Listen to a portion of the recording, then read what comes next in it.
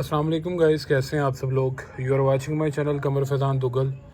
मैंने अपनी previous videos में आप लोगों को ट्रिग्नोमेट्री के जितने भी चैप्टर्स हैं, चैप्टर नंबर 9 से लेकर चैप्टर नंबर 14 तक, उनके तमाम शॉर्ट क्वेश्चंस और इम्पोर्टेंट जो लॉन्ग क्वेश्चंस हैं वो मैं आप लोगों को मार्क करवा चुका हूँ। आप गाइस उन क्वेश्चंस की लाजमी प्रैक्टिस कीजिएगा। अब इस वीडियो में आप लोगों को उन चैप्टर्स की इम्पोर्टेंट क्वेश्चंस बताऊँगा जिनमें फिफ्थ चैप्टर आता है, छठा, सातवां और आठवां। इसमें से 2 शॉर्ट क्वेश्चंस आएंगे, इसमें से 4 आएंगे, इसमें से 3 शॉर्ट क्वेश्चंस आएंगे और इसमें से भी 3 शॉर्ट क्वेश्चंस आएंगे।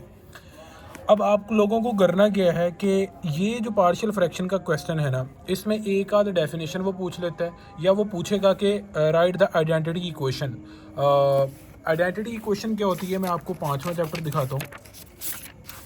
अब आपके पास फर्स्ट एक्सरसाइज है, आप इसको एक सिंगल फ्रैक्शन को रिजोल्व करके 2 या 2 से ज़्यादा फ्रैक्शंस जो बनाते हो उसको आप बोलते हो सिंपली आइडेंटिटी इक्वेशन या पार्शियल फ्रैक्शन रेजोल्यूशन। अब आपसे वो सिंपली ये आइडेंटिटी इक्वेशन पूछ सकता है शॉर्ट में। ये 9th या 10th में भी आप लोगों ने चैप्टर ये पढ़ा है, मगर ये ना पूरा सॉल्व करने को भी दे सकता है। मगर इसके क्वेश्चंस होते आसान है, मगर मैं रिकमेंड करूँगा कि इसका कोई क्वेश्चन अगर रिजोल्विंग वाला आ गया वो शॉर्ट में भी ना करें अगर आप लोगों के पास टाइम नहीं है, क्योंकि ये इसके क्वेश्चंस होते हैं 5वें चैप्टर के लेंथ ही। तो बचते हैं आपके पास ये 3 चैप्टर्स। अब इसमें से ये जो बाइनोमियल थ्योरम है वो बड़ा मेन है। अब 6ठे में से 4 आपके पास 3 आपके पास बेसिकली सीक्वेंस चलते हैं। उन 3 सीक्वेंसेस की समझ होना बहुत ज़रूरी है, ठीक है। इसमें से 4 क्वेश्चन आएंगे, तभी ही आपके 8 शॉर्ट क्वेश्चन इस पोर्शन में से अटैम्प्ट हो सकेंगे। एक पोर्शन तो 9 शॉर्ट क्वेश्चंस वाला जो है वो आपके ट्रिग्नोमेट्री का है, वो मैं आप लोगों को करवा चुका हूँ। Sorry for the background noise, actually time काफ़ी शॉर्ट है, आप लोगों के पास भी और मेरे पास भी। तो मैं कोशिश कर रहा हूँ कि इस शॉर्ट टाइम में आप लोगों को बेस्ट से बेस्ट डिलीवर कर सकूँ। आप लोगों को बाकी चैनल्स पे भी वीडियोस मिल जाएंगी गैस पेपर की। मैं अपनी वीडियोस में कोशिश करता हूँ कि आप लोगों को आसान से आसान करके चीज़ें बता सकूँ और साथ सोल्यूशन भी प्रोवाइड कर सकूँ। अब हम 6ठे चैप्टर को सबसे पहले देख लेते हैं। 5वें चैप्टर की कहानी मैं आप लोगों को बता चुका हूँ। 6ठे चैप्टर की कहानी ये है कि भाई साहब, इसमें 3 आपके पास सीक्वेंस हैं। अरिथमेटिक सीक्वेंस क्या होता है कि जिसमें एक नंबर से अगला जो नंबर बन रहा है ना, एक प्रॉपर एक स्ट्रेटजी एक सीक्वेंस के थ्रू बन रहा हो। अब एक आपके पास होता है अरिथमेटिक, इसके बाद आपके पास होता है ज्योमेट्रिक सीक्वेंस होता है, एंड आफ्टर दैट आपके पास जो सीक्वेंस होता है हार्मोनिक सीक्वेंस होता है। आप इसको सिंपली बोल देते हो AP बोल देते हो, इसको GP बोल देते हो और इसको HP बोल देते हो, ठीक है। अब ये वाला सीक्वेंस क्या होता है, इसमें D सेम होना चाहिए। D से क्या मुराद होता है, कॉमन डिफरेंस। अब कॉमन डिफरेंस क्या होता है, ये चीज़ आप लोगों को पता होनी चाहिए। कॉमन डिफरेंस से मुराद ये होता है difference between 2 consecutive numbers. Difference between, ये मैं शॉर्ट टर्म लिख रहा हूँ, ये आप समझ लीजिएगा। Difference between 2 consecutive numbers, 2 consecutive numbers के दरमियान या टर्म्स के दरमियान जो डिफरेंस है। और यहाँ पे क्या सेम होना चाहिए, R सेम होना चाहिए। इसको बोलते हैं common ratio. Common ratio, ratio से क्या मुराद होता है, बटा, यानी ratio between 2 consecutive. Common ratio से क्या मुराद, डिफरेंस से क्या मुराद था, कॉमन डिफरेंस से difference between 2 consecutive terms, and common ratio से क्या मुराद है, रेशो बिटवीन 2 कंसेक्टिव टर्म्स, ठीक है। और HP क्या है, बेसिकली ये है रेसिप्रोकल है। किसका रेसिप्रोकल है, रेसिप्रोकल ऑफ AP का। AP का ये रेसिप्रोकल है आपके पास। अब सबसे पहले AP की बात अगर हम कर लेना, आपको गिवन बता दिया जाएगा कि ये सीक्वेंस AP का है। आपको कोई भी ऐसा क्वेश्चन नहीं आएगा जहाँ पे आपको वेरीफाई करना है कि ये बताओ कि AP का सीक्वेंस है, GP का है या हार्मोनिक है। तो मैं उसकी बात नहीं करूँगा, आपको डिटेल नहीं बताऊँगा कि हाँ हम ये कैसे वेरीफाई कर सकते हैं। मान लो आपके पास ये एक सीक्वेंस है AP का है, अगर आप इसमें देख लें कि कोई भी 2 कंसेक्टिव टर्म्स देख लें, 3 में से 1 निकाल के देख लें तो 2 का आंसर आएगा, 5 में से 3 निकाल के देख लें तो 2 का आंसर आएगा, 7 में से 5 निकाल के देख लें 2 का आंसर। कंसेक्टिव टर्म से ये मुराद होता है ये फर्स्ट टर्म है, ये दूसरी टर्म है, ये तीसरी टर्म है, ये चौथी टर्म है। अब अगर आपने एक थर्ड टर्म ले ली है ना, या तो थर्ड टर्म को फोर्थ टर्म में से माइनस करो, यानी कि अगली टर्म में से पिछली टर्म को माइनस करना होता है, पिछली में से अगली को नहीं। या तो आप थर्ड टर्म लीजिए ना, या तो थर्ड में से दूसरी टर्म निकाल दो, दूसरी तीसरी टर्म आपके पास कंसेक्टिव टर्म बन रही है, या तो आप चौथी में से तीसरी टर्म निकाल दो, ये है कंसेक्टिव टर्म्स। तो इनका आपने डिफरेंस लेना होता है। मान लो आपके पास ये एक अरिथमेटिक सीक्वेंस है। अब आपके पास यहाँ पे नाउन टर्म्स जो है वो पहली 4 टर्म्स आपको पता है। अब लाइक यहाँ पे सीक्वेंस चलता जा रहा है, तो मैं यहाँ पे कहता हूँ कि आपके पास जो एक 50 होगी, 50वें नंबर पे टर्म जो होगी वो क्या होगी। अब आप ये क्या 2 2 2 2 काउंट करना शुरू कर दोगे कि पहले 1 से 3 बना है 2 के डिफरेंस के साथ, 3 से 5 भी 2 के डिफरेंस के साथ, 5 से 7 भी 2 के डिफरेंस के साथ, अब 7 से अगली टर्म भी 9 जो बनी है वो भी 2 के डिफरेंस के साथ। मगर ये काउंट करना बहुत ही टाइम कंज्यूमिंग है। इसके लिए एक शॉर्ट मेथड होना चाहिए या फार्मूला होना चाहिए, उसको बोलते हैं nth टर्म ऑफ एपी। इसी तरह हर सीक्वेंस का एक एक फार्मूला होगा, मैं आपको इस वीडियो में वही फार्मूला से बताऊंगा। nth टर्म ऑफ एपी के nth टर्म कैलकुलेट करने का फार्मूला होता है an is equal to a1 plus n-1d। ये है nth टर्म ऑफ एपी का फार्मूला, ठीक है। अगर आपने लाइक 50th टर्म फाइंड करनी है तो यहाँ पे आपको सिंपली एन की वैल्यू 50 पुट करनी है, 50 पुट कर दें, a1 अपनी जगह 50 माइनस 1 हो जाएगा, यानी ये यहाँ पे 49 आ जाएगा, ठीक है। और a50। अब इससे क्या समझ आई कि कोई भी आपने टर्म फाइंड करनी है, कोई भी जनरल टर्म फाइंड आपने करनी है एपी की, तो आपको वहाँ पे फर्स्ट टर्म और डी पता होना चाहिए, फिर ही आप टर्म निकाल सकते हैं। लाइक अगर आप 77 टर्म निकालना चाहते हैं तो आप सिंपली इसका फार्मूला डायरेक्ट भी लिख सकते हैं, a1 प्लस 76d, यानी कि आप 77 में से एक कम कर दें तो आपके पास क्या बन जाएगा, 76 बन जाएगा। तो आप लिख दें a1 प्लस 76d। ये आपके पास क्या हो चुका है, अरिथमेटिक प्रोग्रेशन हो चुका है। ये एपीएम मैंने आप लोगों को बता दी है। इसके बाद आप लोगों के पास है ज्योमेट्रिक। ज्योमेट्रिक में कॉमन रेशियो सेम होती है। इसका भी एक nth टर्म का फार्मूला होगा, जिस तरह मैंने आपको एपी का बताया। इसका जो जीपी का फार्मूला होता है ना, वो होता है an is equal to a1 plus r n minus 1, r की पावर n-1, ठीक है। अब लाइक अगर आप 50वीं टर्म यहाँ पे कैलकुलेट करना चाह रहे हो तो आप इसका सिंपल फार्मूला बनाओगे, a1 आर पावर में 50 माइनस 1 कर दें तो ये 49 हो जाएगा, a1 आर की पावर 49, a50 का फार्मूला। इसी तरह आपके पास a77 का फार्मूला बनेगा, a1 आर की पावर 76। तो इस तरह कोई भी आप टर्म निकाल सकते हैं। इसके बाद आपके पास है जी हार्मोनिक सीक्वेंस, हार्मोनिक प्रोग्रेशन। इसका फार्मूला सिंपली होता है a1 इज इक्वल टू, जो आपने यहाँ पे लिखा है ना, इसका रेसिप्रोकल कर दें, a1 प्लस n-1d, ये कर दें। लाइक HP का कोई भी क्वेश्चन होगा ना, पहले आप उसको कन्वर्ट करोगे AP में। मान लो कि आपके पास एक सीक्वेंस है 1 3 5 7, आपको वो दी है, या इस तरह से बोलो 1/2 1/5 1/7। आपको मान लो कि HP में दिया है ना, तो ये सीक्वेंस AP का दिया है, आपको इसको AP में HP में दिया है तो आपको इसको पहले AP में कन्वर्ट कर लेना है। AP में कन्वर्ट कैसे करना है, 1 का रेसिप्रोकल लो 1 ही आएगा, इसका रेसिप्रोकल लो तो 2/1 यानी 2 आ जाएगा, इसका रेसिप्रोकल लो तो 5/1 बनेगा 5 आ जाएगा, इसका रेसिप्रोकल लो तो 7 आ जाएगा। इसको आप AP में आपने कर लिया है। अब आपको सेम AP के मेथड से सोल्व कर लेना है इसको। आपको AP का मेथड मैंने समझा दिया है, फार्मूला बता दिया है। यानी कि मान लो कि आपने कोई भी टर्म कैलकुलेट करनी है, आप HP की टर्म कैलकुलेट करना चाहते हो ना, तो आप उसको AP में चेंज करके पहले AP में उसका जवाब निकाल लो। मान लो कि आपके पास 7th टर्म आपने निकाल ली, AP में करके उसका जवाब आया 14। HP में क्या होगा, अगर आप इसको HP में करोगे तो जो आंसर आया ना उसका आप रेसिप्रोकल ले लो, तो 1/14 आपका HP में आंसर आ जाएगा। ये मैंने आपको इन शॉर्ट टाइम में आपको मैंने ये तीनों सीक्वेंस मैंने आपको बेसिक कॉन्सेप्ट इनका समझा दिया है कि इसमें छठे चैप्टर में होता क्या है। इसी तरह ना ये सीक्वेंस बताए हैं। इसी तरह इस चैप्टर में 3 सीरीज़ है, अरिथमेटिक सीरीज़ है, ठीक है, इसको मैं शॉर्टली लिखता हूँ, इसको मैं G सीरीज़ बोल देता हूँ, ज्योमेट्रिक सीरीज़, और इसको मैं H सीरीज़ बोल देता हूँ, हार्मोनिक सीरीज़ बोल देता हूँ इसको, ठीक है। आपके पास अब सीरीज का क्या होता है, अब मान लो कि जब आपके पास सीक्वेंस की बात होगी वहाँ पे कॉमा आएगा टर्म्स के दरमियान, जब कॉमे की जगह प्लस आ जाएगा ना तो आप समझ लीजिएगा कि वहाँ पे क्या है, आपके पास ये सीरीज़ है। यानी कि सीरीज़ में आपने सिंपली क्या करना है कि कॉमा हटा के प्लस का साइन आपने कर देना है, तो आपको पता लग जाएगा कि ये सीरीज़ है आपके पास, ठीक है। इसी तरह ज्योमेट्रिक सीक्वेंस ज्योमेट्रिक सीरीज़ में भी ऐसे ही होगा और हार्मोनिक सीरीज़ में भी ऐसे ही होगा।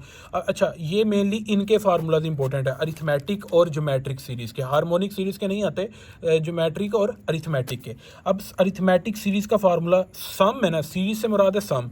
अब इसमें पता क्या है, आप सम निकालोगे, मैं आपको टर्म समझाता हूँ। A5 से मुराद है फिफ्थ टर्म, ठीक है, और S5 लिखा होगा ना, इसका मतलब है सम ऑफ फर्स्ट 5 टर्म्स, पहली 5 टर्म्स का सम। यानी कि यहाँ पे अगर 5वीं टर्म में 11 ऐड कर देता हूँ, ठीक है, तो मैं S5 कैलकुलेट करता हूँ ना, तो ये मैं पहली 5 टर्म्स है ना, इनका मैं सम निकाल रहा हूँ एक्चुअली। तो हमने सीरीज़ में क्या करना है कि जितनी भी हमारे पास अरिथमेटिक सीक्वेंस की टर्म्स होगी ना, हमने उन सम सीरीज टर्म्स का सम कैलकुलेट करना है, ठीक है। तो S से मुराद है सम। तो SN जनरली इसका फार्मूला होता है SN is equal to N/2 2A1 plus N-1D। N/2, n से क्या मुराद होगा, जितनी नंबर ऑफ टर्म्स, यानी जितनी नंबर ऑफ टर्म्स का आप सम कैलकुलेट करना चाहते हो। लाइक अगर आप S17 निकालते हो तो इसका मतलब है कि आप सम निकाल रहे हो यहाँ पे 17 टर्म्स का, पहली 17 टर्म्स का आप यहाँ पे सम कैलकुलेट कर रहे हो। दैट्स योर अरिथमेटिक सीरीज, जो कि मैंने आपको यहाँ पे बताया है। अब आपके पास है आगे ज्योमेट्रिक सीरीज। इसी तरह ज्योमेट्रिक सीरीज का भी फार्मूला होता है। अब ज्योमेट्रिक सीरीज में 2 कैटेगरीज हैं, एक होता है इनफाइनाइट ज्योमेट्रिक सीरीज और एक होता है infinite geometric series. Finite geometric series में ये होता है कि लाइक आपको पता होता है कि आपने कितनी टर्म्स तक सम कैलकुलेट करना है। आपको मैं इस एक्सरसाइज का कुछ क्वेश्चन दिखा देता हूँ, आपको बेटर अंडरस्टैंडिंग हो जाएगी कि अब ये देखें, ये है 6.8 जिसमें ज्योमेट्रिक सीरीज हम यूज़ करते हैं। अब यहाँ पे देखें, sum the to N terms the series या सम ऑफ फर्स्ट 15 टर्म्स, यानी कि आपको बताया गया कि आपने कितनी टर्म्स तक सम निकालना है, एन टर्म्स तक निकालना है, 15 टर्म्स तक निकालना है। आपको आइडिया है, आपको यहाँ पे बताया गया कि 8 टर्म्स तक आपने सम निकालना है। मगर आगे ही उसने बताया कि find the sum of infinite geometric series, कि यहाँ पे आपको अब नंबर ऑफ टर्म्स नहीं पता है कि कितनी नंबर ऑफ टर्म्स तक आपने सम कैलकुलेट करना है, ठीक है। तो आपने क्या करना है, फाइनाइट ज्योमेट्रिक सीरीज है, यहाँ पे SN के 2 फार्मूलाज लगते हैं। एक SN का फार्मूला लगता है यहाँ पे A1 RN-1/R-1। ये फार्मूला क्या है, इसमें R होता है कॉमन रेशो। मैं आपको बता चुका हूँ कि ज्योमेट्रिक सीक्वेंस में R से मुराद होता है कॉमन रेशो। आप कॉमन रेशो कैसे निकालोगे, मान लो कि आपके पास कॉमन रेशो निकालनी है ना आपने, तो मैं आपको यहाँ से बता देता हूँ। कॉमन रेशो आप सिंपली ऐसे निकालोगे, ये आपके पास है 3, 6, 12, ठीक है। ये GP का एक सीक्वेंस है, आप कॉमन रेशो निकालना चाहते हो, कोई भी 2 कंसेक्टिव टर्म्स को डिवाइड कर दो। अगर आप सेकंड टर्म लेते हो तो उससे प्रीवियस टर्म जो होगी उस पर डिवाइड कर दो, तो 6/3 करोगे तो आपके पास इसका आंसर आ जाएगा 2। तो ये कॉमन रेशो R का आंसर आ जाएगा। इस तरह आप यहाँ पे सीरीज में भी R निकालोगे। अगर आपके R की वैल्यू 1 से जो आ जाती है ग्रेटर देन 1 से ग्रेटर देन, तो आप फिर Rn-1 करोगे। अगर आपके पास R की वैल्यू, आपके कॉमन रेशो की वैल्यू 1 से छोटी आती है तो आप फार्मूला यूज़ करोगे A1 1-Rn/1 -R। तो ये आप फार्मूला यूज़ करोगे। ये हो गया फाइनाइट ज्योमेट्रिक सीरीज़। और अब आपके पास है infinite geometric series. Infinite geometric series में ना 3 ऑप्शन हैं आपके पास कि आप इनफाइनाइट ज्योमेट्रिक सीरीज में एंडिंग नहीं ना होती। इनफाइनाइट से क्या मुराद होता है कि चलता ही जा रहा है काम, ठीक है। इसमें एक ही फार्मूला यूज़ होता है, S इन्फिनिटी उसको बोल देते हैं या सिंपली S भी बोल देते हैं, A1/1 -R। सिर्फ आपको पहली टर्म चाहिए और R चाहिए तो आपके पास सीरीज़ का सम आ जाएगा। अब इसमें ना ऑप्शंस कुछ आते हैं, केसेस हैं कुछ, आप ये देख लीजिएगा 212 पेज नंबर पे है। आप सिर्फ इसके रिजल्ट्स याद रखने, ज़्यादा अंडरस्टैंडिंग में ना जाएं। अगर आपके पास R की वैल्यू 1 से स्मॉलर देन होगी तो आपकी सीरीज़ वहाँ पे क्या होगी, कन्वर्जेंट होगी, उस वक्त ही आप सम कैलकुलेट कर सकोगे। अगर आपके पास R की वैल्यू 1 से बड़ी आएगी तो सीरीज़ आपकी कन्वर्ज नहीं होगी, बल्कि सीरीज़ क्या होगी, डाइवर्जेंट होगी, और उस वक्त आप सम कैलकुलेट कर नहीं सकोगे, ठीक है। तो इसमें क्या होगा, सीक्वेंस क्या होगा, एवरी इंक्रीजिंग नंबर, यानी कि पिछले से अगला नंबर बढ़ता ही जाएगा, अगला नंबर बड़ा ही आएगा इसमें, अगर आपके पास आर की वैल्यू 1 से बड़ी आ रही है। और अगर आपके पास आर की वैल्यू 1 आ रही है तो इसका मतलब है सीरीज़ की सारी टर्म्स जो है ना वो सेम है, ज्योमेट्रिक सीरीज़ की सारी टर्म्स सेम है। तो इसमें सम का फार्मूला होगा NA1, ये आपके पास MCQs में हो सकता है। और सीरीज़ यहाँ पे भी कन्वर्ज नहीं होती, सीरीज़ सिर्फ कन्वर्ज तब होती है जब आपके पास आर की वैल्यू 1 से छोटी होगी। अब चौथा केस ये है कि अगर आपके पास आर की वैल्यू आ जाती है -1, तो उस वक्त आपके पास सम का जो फार्मूला होगा वो ये वाला होगा, ये इस फार्मूला को याद रख लीजिएगा। अगर आप n की वैल्यू यानी कि n पुट करते हो पॉजिटिव ओड नंबर, यानी 3 पुट करते हो, 5 पुट करते हो, 7 पुट करते हो, 9, यानी n पुट करने का मतलब है कि अगर आप ओड नंबर्स तक सम कैलकुलेट कर रहे हो इस फार्मूला के अकॉर्डिंग, तो आपके पास SN का जो आंसर आएगा जस्ट A1 आएगा। अगर आप यहाँ पे n यानी टोटल नंबर ऑफ टर्म्स जो पुट कर रहे हो, नंबर ऑफ टर्म्स पुट कर रहे हो वो पॉजिटिव ओड इंटीजर लाइक इस नंबर में से कोई पुट कर रहे हो। और अगर यहाँ पे आप कोई इवन इंटीजर पुट कर रहे हो, पॉजिटिव इवन इंटीजर लाइक 2, 4, 6, 8, तो आपके पास जो सम का आंसर आएगा वो SN का आंसर 0 आएगा, रिमेंबर दैट। अब आपके पास है सीरीज ऑक्सीलेटरी कब होती है, जब आपके पास आर की वैल्यू -1 है तो आपके पास सीरीज क्या होगी, ऑक्सीलेटरी होगी, रिमेंबर दैट। कन्वर्जेंट सीरीज क्या होगी, जब आर की वैल्यू 1 से छोटी होगी। ये कुछ MCQs मैंने आपको बताए हैं, ठीक है। और अब आपके पास हार्मोनिक सीरीज तो कुछ नहीं है, इसको छोड़ दें, ये मैंने आपको सीरीज बता दी है यहाँ पे। और अब आपके पास है AM होता है, एक GM होता है और एक HM होता है। AM से क्या मुराद है, मान लो कि आपके पास A और B 2 नंबर्स हैं और इनके दरमियान आपके पास एक मीन आ जाता है, A उसको कैपिटल A से जाहिर कर देते हो, अरिथमेटिक मीन इसको बोलते हैं। बिटवीन योर 2 नंबर्स, ये सीक्वेंस के 2 नंबर्स हैं A और B और उनके दरमियान आपने मीन कैलकुलेट करना है, तो उसका फार्मूला होगा A + B/2। ये फार्मूला याद रखिएगा तभी यूज़ करना है जब आपने एक सिंगल AM फाइंड करना है।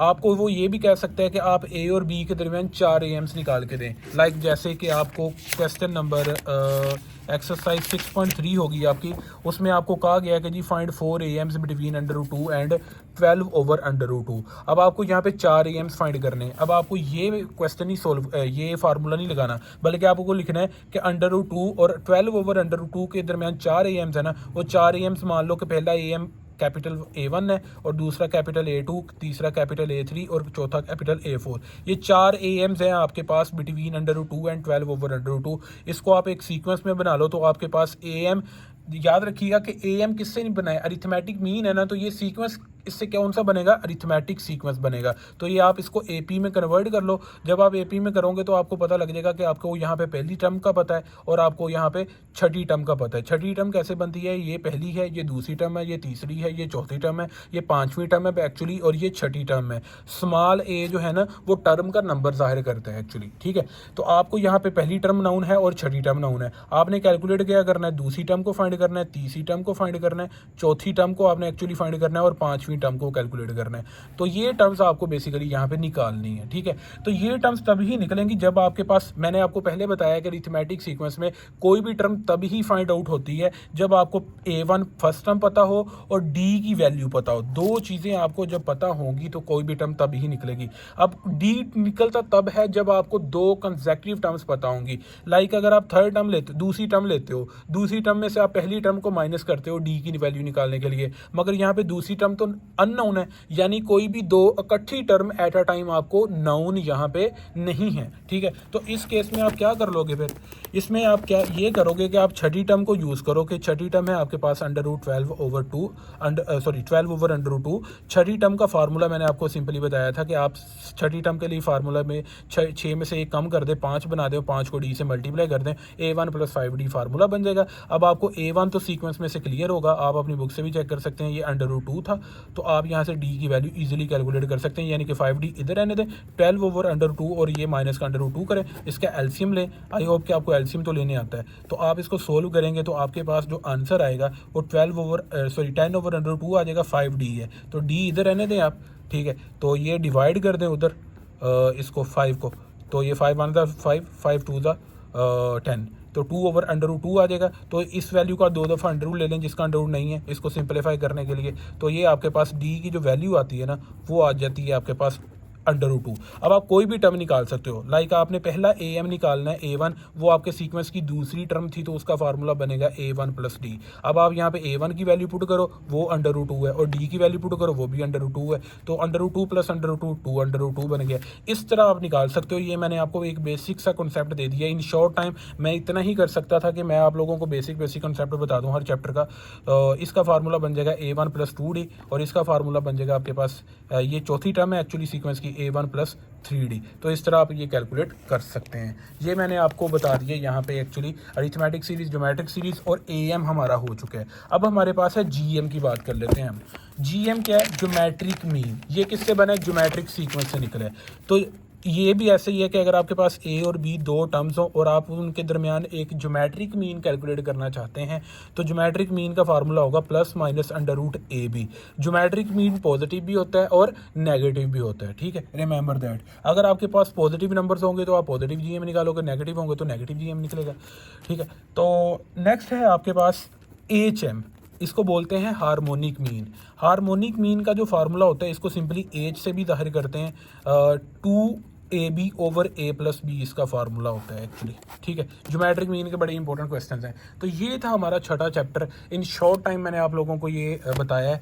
छठे चैप्टर के अब मैं आप लोगों को कुछ इंपॉर्टेंट क्वेश्चंस बता देता हूँ। लॉन्ग क्वेश्चंस अगर आप लोगों ने अटैम्प्ट करने हुए तो कर लेना, वरना मुझे जहाँ तक आइडिया है, मेरा अपना पर्सनल एक्सपीरियंस है कि 95% स्टूडेंट्स जो है ना इस चैप्टर के लॉन्ग क्वेश्चंस को अटैम्प्ट नहीं करते, क्योंकि ये बहुत लेंथी चैप्टर है, ठीक है। ये 11 एक्सरसाइज है मगर लगता लेंथी है शॉर्ट कि आपको ये फार्मूलाज मैंने समझा दिए, बेसिक कॉन्सेप्ट दे दिया है। अगर अब आप कहीं से भी क्वेश्चन कोई सोल्व करते हैं ना तो इन फार्मूलाज को आप जहन में रखिएगा तो आपके क्वेश्चन इंशाल्लाह सोल्व हो जाएंगे।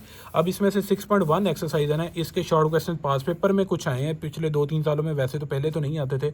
अब इसका थर्ड जो क्वेश्चन है और एक सेकंड क्वेश्चन है, ये शॉर्ट के लिए आप मार्क कर लें, और ये जो 8th क्वेश्चन है ये आप शॉर्ट के लिए मार्क कर लें, और एक ये थर्ड क्वेश्चन है इसको आप मार्क कर लें शॉर्ट के लिए, ठीक है। इसका ये part number 3 and part number 1 specially इसको मार्क कर लें, पार्ट नंबर 4 को भी, ठीक है। तो ये 6.1 थी। 6.2 बहुत मेन है, इसमें से शॉर्ट क्वेश्चन लाजमी आ जाता है। इसके मेन क्वेश्चंस की बात कर लूँ तो सेकंड क्वेश्चन आप कर लो, इसमें से 4th क्वेश्चन कर लो, छठा 7वां कर लो, इंशाल्लाह 100% इन क्वेश्चन में से आएगा। तो मैंने सिर्फ आपको क्वेश्चन ही बताए, इसी वजह से मैंने आपको पहले बता दिया है कि आप थ्योरी फार्मूलाज देख लें। तो ये 12th क्वेश्चन है, और ये 13 और ये 14, ये वाले क्वेश्चन आप लाजमी कीजिएगा। अब 6.3 पे चलते हैं। 6.3 में से पहला क्वेश्चन है इसका ये पार्ट फर्स्ट और थर्ड पार्ट लाजमी कर लें। सेकंड क्वेश्चन बहुत इंपॉर्टेंट है, और 4th क्वेश्चन और एक 6th क्वेश्चन बहुत इंपॉर्टेंट। अगर आप लोगों ने इस चैप्टर में से कोई भी लॉन्ग क्वेश्चन नहीं करना, फिर भी आप चाहते हैं कि यार कोई ना कोई ऐसा लॉन्ग कर जाऊं कि अगर पेपर में एहतियातन मैं कर लूं 5 नंबर तो मेरे पक्के हो जाएं, तो ये लॉन्ग मैं कुछ आपको साथ साथ मार्क करवाऊँगा।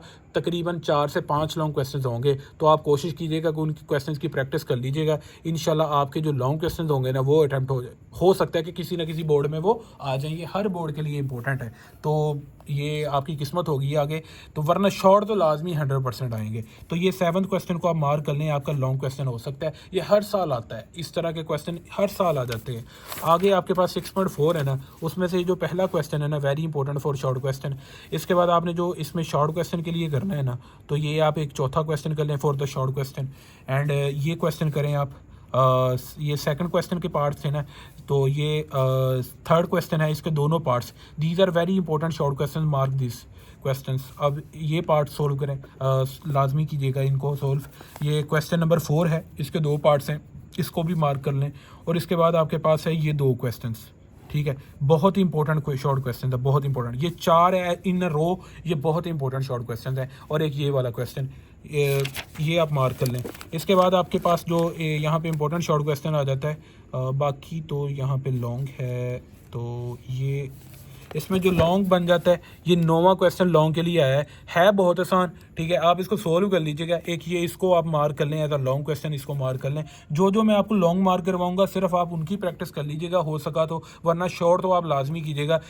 स्टूडेंट्स अब तक मैंने सिर्फ 2 लॉन्ग क्वेश्चन मार्क करवाए हैं, और आप यहाँ पे ना एक 15वां क्वेश्चन मार्क कर लें, लाजमी 15वां क्वेश्चन, और एक 14वां क्वेश्चन मार्क कर लें। ये 2 क्वेश्चंस कर लें आप सिर्फ, ठीक है, इनके नंबर्स याद रख लें, ठीक है, या फाइंड 3 नंबर्स, इन 3 नंबर्स, जो 3 नंबर्स आपने लेट करने, चाहे रट्टा लगा के चले जाएं जैसे मर्जी, और यहाँ पे 4 नंबर्स आपने लेट करने, वो नंबर्स याद कर लें, 14वां और 15वां। ये ऐसे बहुत इंपॉर्टेंट लॉन्ग क्वेश्चन हैं। और इसके पास बाद जो 6.5 जो है वो आप स्किप कर सकते हैं। 6.6 में से एक पहला दूसरा क्वेश्चन 4 शॉर्ट क्वेश्चन मार्क कर लें, ठीक है, पहला और दूसरा क्वेश्चन, और बाकी आप ये स्किप कर सकते हैं। तीसरा क्वेश्चन मार्क कर लें, चौथा छोड़ दें।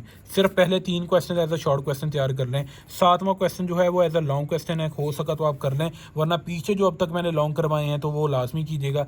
12th क्वेश्चन है इसमें से very important long question, very important long question, इसको आप लाजमी कीजिएगा। और एक इसमें से 10वां क्वेश्चन लाजमी कीजिएगा, ठीक है। Find the 3 consecutive terms in GP, ये लॉन्ग के लिए हो सकता है, तो ये शॉर्ट के लिए मैंने बताया, ये शॉर्ट बताया, और ऊपर ये भी मैंने शॉर्ट बताया। तो पहले 3 क्वेश्चन इसके शॉर्ट बताए हैं, और एक ये 12वां क्वेश्चन आपको मैंने शॉर्ट बताया, और एक ये आपको मैंने 8वां क्वेश्चन शॉर्ट बताया। तो टोटल इसमें से 5 शॉर्ट क्वेश्चन मैंने आपको बताए हैं सिर्फ।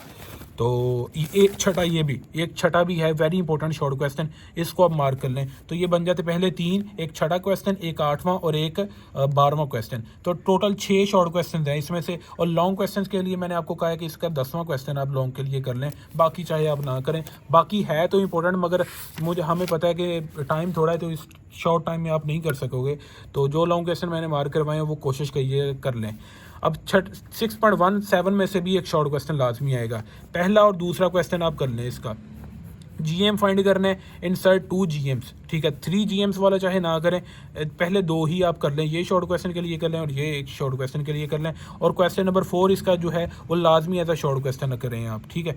तो बाकी ये लॉन्ग क्वेश्चन है, लॉन्ग के लिए आपने लाजमी तैयार करना है ये लॉन्ग क्वेश्चन। जिस लॉन्ग क्वेश्चन पे मैंने डॉल लगाया वो आपने लाजमी तैयार करना है एहतियातन। एक इस पे डॉल लगा दिए मैंने अब, ठीक है, और एक मैंने इस पे डॉल लगा दिए, ठीक है, इस पे डॉल लगा दिए, और एक इस पे और इस पे, ये 3 हो गए, और एक इस यहाँ पे डॉल लगाया मैंने, ठीक है। ये फाइंड एन वाले तो लाजमी कीजिएगा ना, find n so that AM GM, जिसमें एन फाइंड करना है वो तो लाजमी कीजिएगा। अब 6.7 तक मैंने आप लोगों को बता दिया है। 6.8 में ना ये वुल्गर फ्रैक्शन वाला एक शॉर्ट लाजमी आ जाता है, इसमें से एक आध शॉर्ट लाजमी आ जाता है। और इनफाइनाइट ज्योमेट्रिक सीरीज़ में ना एक ये वाला 5वां पार्ट शॉर्ट में आया हुआ है, और एक छठा पार्ट शॉर्ट में आया हुआ है, और एक सेकंड पार्ट शॉर्ट में आया हुआ है। ये शॉर्ट क्वेश्चन तो बहुत दफ़ा आ चुका है, चौथा क्वेश्चन। और 5वें में से मैंने ये 3 जो मार्क करवाए ये शॉर्ट क्वेश्चन में आ चुके हैं। और वुल्गर फ्रैक्शन में से एनी पार्ट शॉर्ट में पूछ सकता है, स्पेशली ये पार्ट नंबर 6 पूछ सकता है वो आपसे, और पार्ट नंबर 1 पूछ सकता है आपसे, पार्ट नंबर आपसे वो 4 पूछ सकता है स्पेशली, ठीक है। तो ये शॉर्ट क्वेश्चन में आए हुए हैं। और ये वाले जो क्वेश्चन है ना, question if y is equal to, ये आपको एक सीक्वेंस दी है, सीरीज़ दी है, और आपने ये प्रूव करके देना है। इन दोनों में से एक शॉर्ट क्वेश्चन वो पूछ सकता है, वरना ये ऊपर वाले तो बड़े इंपॉर्टेंट है। और एक आपने पहला क्वेश्चन इसका करना है एज अ शॉर्ट क्वेश्चन, और दूसरे क्वेश्चन में दूसरा क्वेश्चन कर लें सिर्फ एक शॉर्ट क्वेश्चन। पहला और दूसरा शॉर्ट के लिए इंपॉर्टेंट है, वेरी इंपॉर्टेंट शॉर्ट क्वेश्चन। और एक आपका चौथा क्वेश्चन इंपॉर्टेंट है, वुल्गर फ्रैक्शन वाला इंपॉर्टेंट है यहाँ पे, और इनफाइनाइट ज्योमेट्रिक सीरीज में ये पार्ट इंपॉर्टेंट है, ये ऊपर वाले इंपॉर्टेंट है। और हो सके तो एक दफ़ा आप इसको देख लीजिएगा, वरना आप स्किप कर सकते हैं, वरना पास पेपर में ये भी शॉर्ट क्वेश्चन आ चुके हैं, वरना ये ऊपर वाले लाजमी कीजिएगा आप, ठीक है। इसमें अब ये वाला लॉन्ग क्वेश्चन बहुत दफ़ा आ चुका है, बहुत दफ़ा आ चुका है, सिर्फ एक लॉन्ग है जिन पे मैं डॉट लगा रहा हूँ उन लॉन्ग क्वेश्चन पे, वो आप प्रैक्टिस करके देख लीजिएगा। उम्मीद है इंशाल्लाह कि इनमें से आ जाएगा लाजमी। अब नेक्स्ट हमारे पास लास्ट एक्सरसाइज होगी जिसके हमने शॉर्ट क्वेश्चन करने हैं। और एक ये याद रखिएगा, अगर आपके पास A और B 2 पॉजिटिव नंबर हों तो आपका अरिथमेटिक मीन ज्योमेट्रिक मीन से भी बड़ा होगा और हार्मोनिक से भी बड़ा होगा। ये सीक्वेंस याद रखिएगा, MCQ हो सकता है। और अगर आपके पास A और B आपके 2 नेगेटिव रियल नंबर्स हों तो आपके पास ये सिर्फ आप ग्रेटर देन के साइन की जगह ये स्मॉलर देन वाला ये वाला भी इस्तेमाल कर देंगे, AGH वही तरतीब। और A² is equal to basically GH, ये याद रखिएगा, sorry G² is equal to A cross H, ये आप याद रखिएगा, ये भी MCQs पॉइंट है, ठीक है। इसके बाद 6.10 है। 6.10 में से पहले जो 2 क्वेश्चन है ना ये शॉर्ट के लिए हैं, ठीक है। ये पहले 4 के 4 है ना, इनमें से शॉर्ट है। जो मोस्ट इंपॉर्टेंट शॉर्ट है ना, एक ये वाला मोस्ट इंपॉर्टेंट शॉर्ट है, क्वेश्चन नंबर 7, और इसके बाद एक ये वाला क्वेश्चन है, लॉन्ग क्वेश्चन के लिए, वेरी इंपॉर्टेंट लॉन्ग क्वेश्चन जिन पे मैंने डॉट लगाया फाइंड एन। एक एन एच एम वाला है, एक एन ए एम वाला है और एक एन जी एम वाला है। ये 3 क्वेश्चन बन जाते हैं, जिसने कुछ भी नहीं इसमें से करना, वो 3 ये लॉन्ग क्वेश्चन कर ले, लाजमी इनमें से आ जाएगा लॉन्ग क्वेश्चन। ये मैंने जिस पे डॉट लगाया है ना, वो वेरी इंपॉर्टेंट शॉर्ट क्वेश्चन है। जिन जिन पे मैंने डॉट लगाया, these are very important short question. तो इसके बाद आपके पास है एक ये वाला, इसका second part, very important short question, ठीक है। और एक ये आप ये 12th क्वेश्चन करेंगे, वेरी इंपॉर्टेंट शॉर्ट क्वेश्चन। और पीछे आपके पास यहाँ पे पहले 4 क्वेश्चंस हैं, इनमें से आपसे एक शॉर्ट क्वेश्चन वो पूछ लेगा। ये हमारे पास 6.10 हो चुकी है। अब 6.11 जो है ना, इसमें से ये सिर्फ 2 फार्मूलाज याद रखने, वो शॉर्ट में पूछ लेगा कि आप ये फार्मूला लिख के दें और इसका फार्मूला लिख के दें। ये सिर्फ आप फार्मूलाज याद रख लें इनके शॉर्ट क्वेश्चन के लिए। बाकी एक्सरसाइज का चाहे क्वेश्चन ना करें, आप सिर्फ ये 2 फार्मूलाज याद रख लें, ये शॉर्ट क्वेश्चन हो सकते हैं। ये मैंने आपको 6वां चैप्टर आधे घंटे में तकरीबन आपको रिवाइज सारा करवा दिया है। तो इस तरह मैं आपको 8वां चैप्टर भी इसी तरह इंशाल्लाह रिवाइज करवा दूंगा। तो वीडियो बेहतर लगी है तो लाजमी लाइक कीजिएगा।